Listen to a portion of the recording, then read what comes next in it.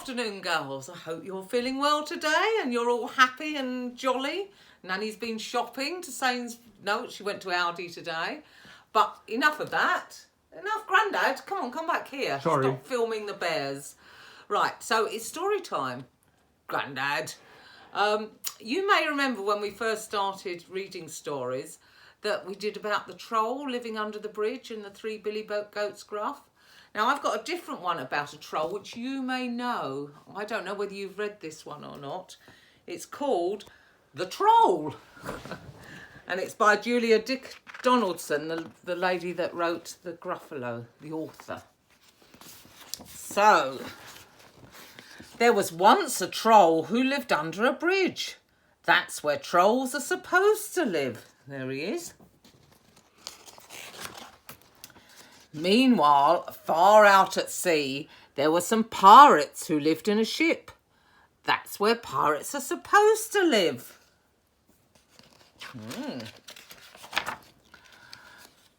Trolls are supposed to eat goats, but no goats ever came trip-trapping over this troll's little bridge, so he ate fish instead.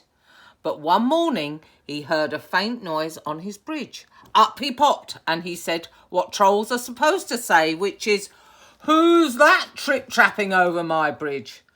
"I'm not trip-trapping, I'm scuttling," said a tiny black creature.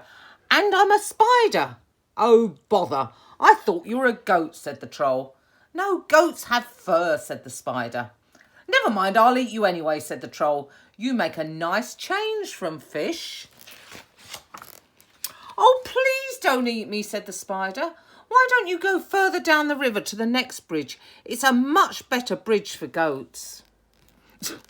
"All right then," said the troll. So he packed up his frying pan and his cookery book and off he strode. Pirates are supposed to dig for treasure, and these pirates had a treasure map with a rhyme on it. "Between the palm tree and the rocks, 6 foot deep, lies a treasure box." They sailed and they sailed until they reached an island. "This is the spot," said Hank Chief. "Start digging." The pirates dug and dug, but all they found was a grumpy mole. "It must be the wrong island," they said. All that digging had made them hungry. It was Ben Buckle's turn to do the cooking. He cooked fish pie. "It's soggy," said Percy Patch. "It's slimy," said Peg Polka Dot. "When we find the gold, we can buy a decent cookery book," said Hank Chef. And they set sail again. Well, back to the troll now. The troll was sitting under his new middle-sized bridge, reading his cookery book. Suddenly he heard a sound above his head. Up he popped. "Who's that trip-trapping over my bridge?" he roared. "I'm not trip-trapping, I'm pattering," said a furry creature, "and I'm a mouse." "Oh, bother, I thought you were a goat," said the troll. "No, goats have longer ears," said the mouse. "Never mind, I'll eat you anyway," said the troll. "I'm getting sick of fish." "Oh, please don't eat me," said the mouse. "Why don't you go down to the next bridge? There are goats trip-trapping over there all the time." "Very well," said the troll, and he packed up his things again and off he strode. Walk back to the pirates. Meanwhile, the pirates had discovered another island. They dug and they dug, but all that they found was a rusty old bucket with a crab in it. "It's the wrong island again," they said. That night, Percy Patch did the cooking. He cooked fish soup. "It's bony," said Ben Buckle. "It's briny," said Peg Polka Dot. "If only we could find the gold, we could pay for a proper cook," said Hank Chief. Back to the troll. The troll was frying fish under his new big bridge when he heard the sound above his head. Up he popped. "Who's that trip-trapping over my bridge?" he bellowed.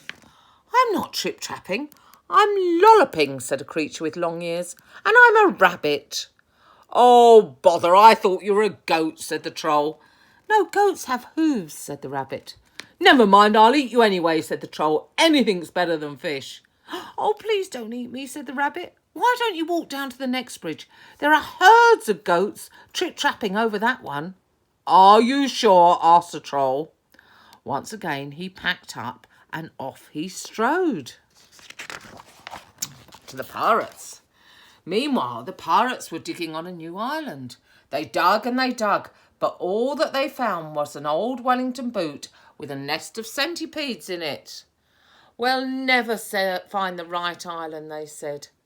That night it was Peg Polkadot's turn to do the cooking. She cooked fish cakes. "They're sticky," said Ben Buckle. "They're sandy," said Percy Patch. Hank Chief said nothing.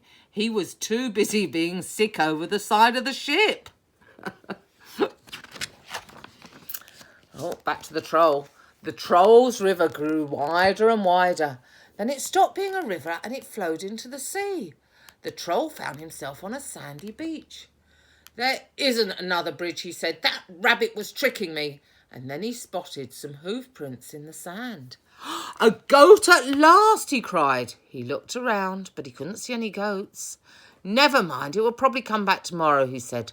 The Troll followed the hoof prints. They led him to a spot between a tall palm tree and two big rocks. "I know," he thought. "I'll dig a pit. Then tomorrow the goat will fall into it and I can eat it." That's interesting. The Troll dug and dug with his frying pan. Just when he thought the hole was deep enough, the pan hit something hard. It was a great big chest. "Perfect," said the Troll. "I can hide in here and keep warm. Then when the goat falls into the hole, I'll open the lid and pop up." He lifted the lid. The chest was full of round gold things.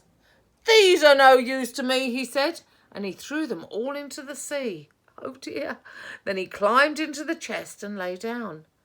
"Tomorrow I can have goat for breakfast instead of fish," he thought, as he drifted off to sleep. Oh, no, he's thrown the treasure away. It was dark when the pirates arrived at the next island.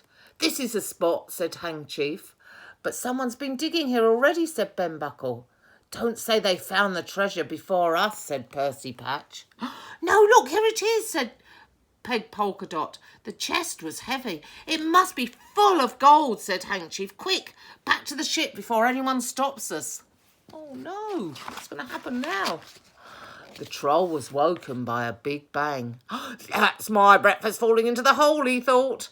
And why was the chest heaving and swaying? And why was the lid opening? Surely goats couldn't open lids. The lid opened wide. Staring down at the Troll were 4 angry pirates.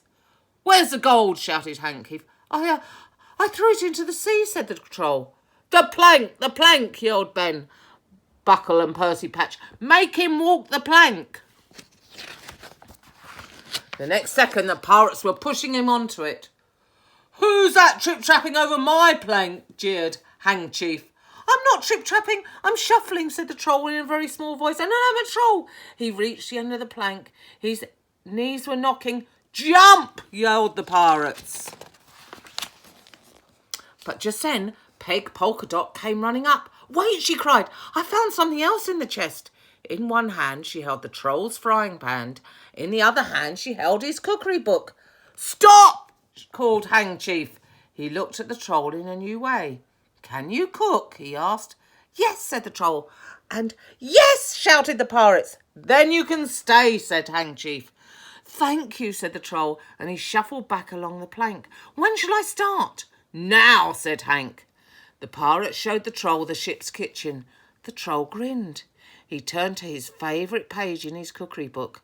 "Shall I make us a nice goat stew?" he asked. "Goat? Goat? But pirates don't eat goat," said Hang Chief. "We want what pirates are supposed to eat." "And what's that?" asked the Troll. "Fish," said the pirate chief.